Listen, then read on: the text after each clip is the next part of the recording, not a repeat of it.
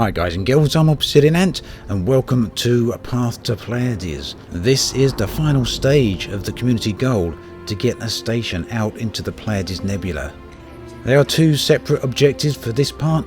The first is to collect computer components that will determine the level of services available at the new station. The second is a combat orientated goal. That one is to keep the spaceways clear and to kill all the pirates and other bad types. So I've just arrived here in Neville Horizons. This time I've turned up in my Imperial Clipper. I intend to do some cargo trading, and the Imperial Clipper does have a rather large cargo hold. Currently I can hold over 230 units of cargo. So here is supplying the services. You can see that there's 10 tiers here. Looks like one of them's nearly unlocked. What that one does is provide refueling services at the new station.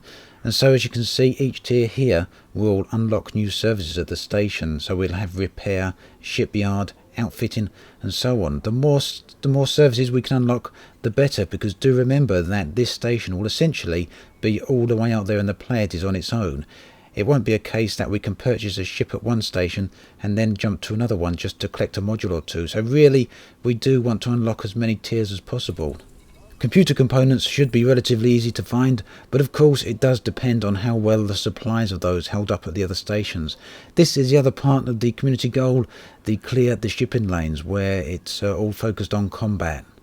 And already you can see we've got nearly 350 million credits worth of combat bonds collected, or bounty vouchers collected, as well as nearly just over 800 contributors as well. So here I am just gonna quickly outfit my ship for cargo carrying, and yep, that is very fast indeed because I've accelerated it a bit.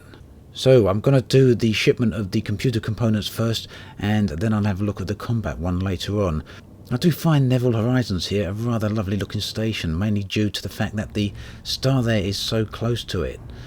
Now I made a bit of a mistake here. I went to a high-tech station first, thinking that they would be the place ideally suited to be selling computer components.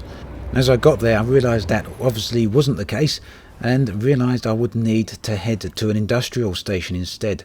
So that took a little bit longer. I had to look around on the galaxy map in order to find one. This one was quite close by, but they didn't have a huge amount of stock there, so I wasn't planning on coming back to this one again. I would have to look for another one after this, but it would at least give me the initial delivery here.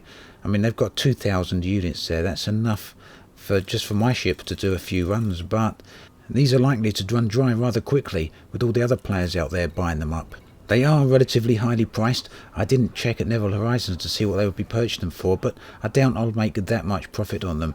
If I ship around, it probably is possible to buy them a fair bit cheaper, but that's not what this is all about. It's not about making huge amounts of profit, it's about supplying the construction of the station. Talking of which, I do want to briefly mention the naming of the station.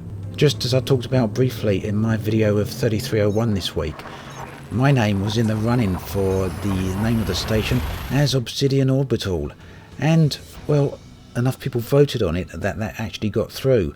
Now this is something that I would never have asked for, it's something I never would have expected, but I'm really mightily flattered. And that my name would have even been suggested, let alone voted upon. And yes, I did clip the outskirts of the grill there. Luckily I've got a shield, however small it is. So I'm really grateful and appreciative to have my name put forward there, but please don't let it be forgotten that without the community's involvement in there, the station never would have happened at all. And there was a load of other people involved in pushing for the community goal in addition to me, and a lot of them did a heck of a lot of work for it. I know I've mentioned this previously in my other video, but I really do just want to reiterate it again. Anyway, as you no doubt just saw, Neville Horizons is indeed paying quite a high price for those computer components, so I did make a reasonable profit on there, and you can see already that's put me in the top 70%. Now I fully suspect that to probably drop down as more commanders deliver far greater quantities than what I'm going to be able to do. And you can see already we've unlocked tier 2 now, so that allows us the repair services on the station. Be interesting to see what tier 3 is going to be. Now I did decide to do another run on the computer components there, And I wanted to have a look for a station that had a much higher supply volume. So we'll have a look at that now, and by all means come to that same station if you plan on purchasing computer components and doing this community goal for yourself. They did have quite a high volume, and hopefully will resupply their stock at quite a rapid pace, fast enough hopefully to keep up with what's going to be purchased here throughout this community goal. This then is Pleiades Station in HIP 43296. It's 30 light years away from Neville Horizons, so it's a relatively small jump. I can do it in just 2 jumps here in the Imperial Clipper. It's about 3 or 4 jumps back with a full load. You can see that the computer components here are also a bit cheaper than what they were back at the other stations, so that's a little bit more profit to be made on this run as well. And now I've been fortunate enough so far to not be interdicted on any of these runs. So long may that continue. But here's another few hundred tons of computer components back to Neville Horizons. Again, it's unlikely that they're going to make a huge amount of profit on this, and I suspect that's one thing that's going to heavily influence the success or failure rates of this community goal. Previously, with Palladium for example, there's been quite a huge amount of profit to be made on each run, which I'm sure goes quite a long way to encouraging players to get out here and stick to the runs. Computer components here not making much profit at all. You can see there just 50,000 credits. That's not much for a run in a Clipper, but that's not what it's all about. It's about getting a station built, and it's about making that station the best it can possibly be. It's also a case that with the beta patch having been released, a lot of players are probably playing that, not to mention a certain Wasteland based game that's also released recently. All of these factors are likely heavily affecting the success rate of this community goal.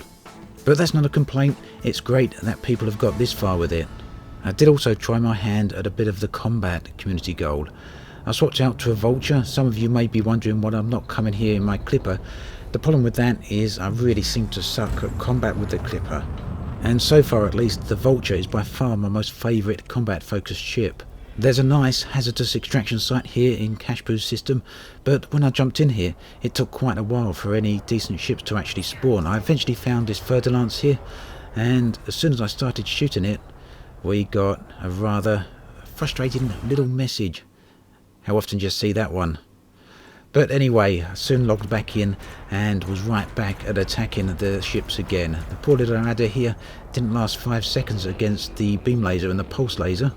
The far more juicy targets though were the Anacondas and the Pythons, as well I guess as the assault ships and the gunships. This master ranked Anaconda I was hoping would give me a little bit of a challenge, but all he really managed to do was deploy chaff and then just keep flying around and around without shooting. And now he did attempt to ram me once or twice. I don't know whether that was a legitimate tactic or just the ship not flying that optimally. I've been paying attention to all your tips and suggestions in the comments, and my combat is slowly starting to improve. Making sure to use the pips a lot more and trying my best to keep on the tail of the ships. Although from time to time I do reduce myself to shield tanking, the Vulture's actually very good at doing that, so it's not a bad thing by any means. And now I still don't bother targeting the enemy modules, and the reason for that is I don't really see any difference in the outcome of the overall fight. It may well end the fight a little bit quicker, but ultimately I do destroy the enemy and they do little to no damage to me.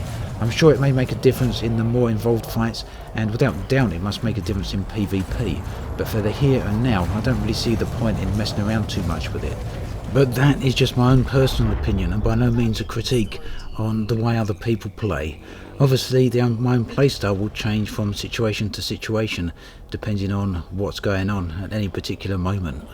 Anyway, I spent a relatively short while out here hunting the pirates and soon returned to hauling cargo.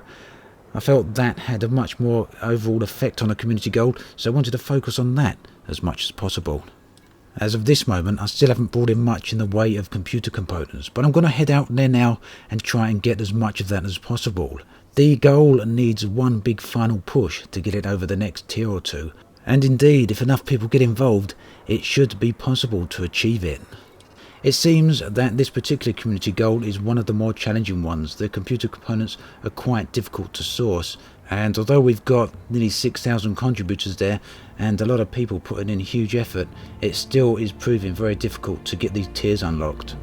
So, with the release of Horizons Beta next week, I'm also curious as to whether we'll see the new station deployed. That also brings with it a number of other questions. Which system would it be in, and would it be orbiting a planet that is landable? Whether or not we unlock any further tiers for this community goal, I feel we all can see it as a resounding success. My hope is that we can at least though get a shipyard and a basic outfitting. Taking an exploration class vessel out to the Pleiades and then swapping it out for a combat vessel or a mining vessel would be a very interesting opportunity. As always, thanks for watching, and I'll catch you guys and girls next time.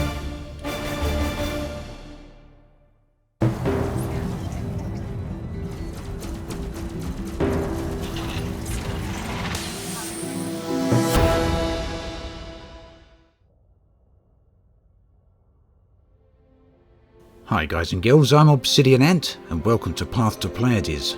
We are now in stage 2 of the community goal to get a station inside the Pleiades Nebula. This stage features 2 individual community goals. One is combat orientated, the other is mining orientated.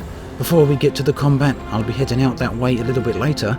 We are going to have a look at some of the mining here.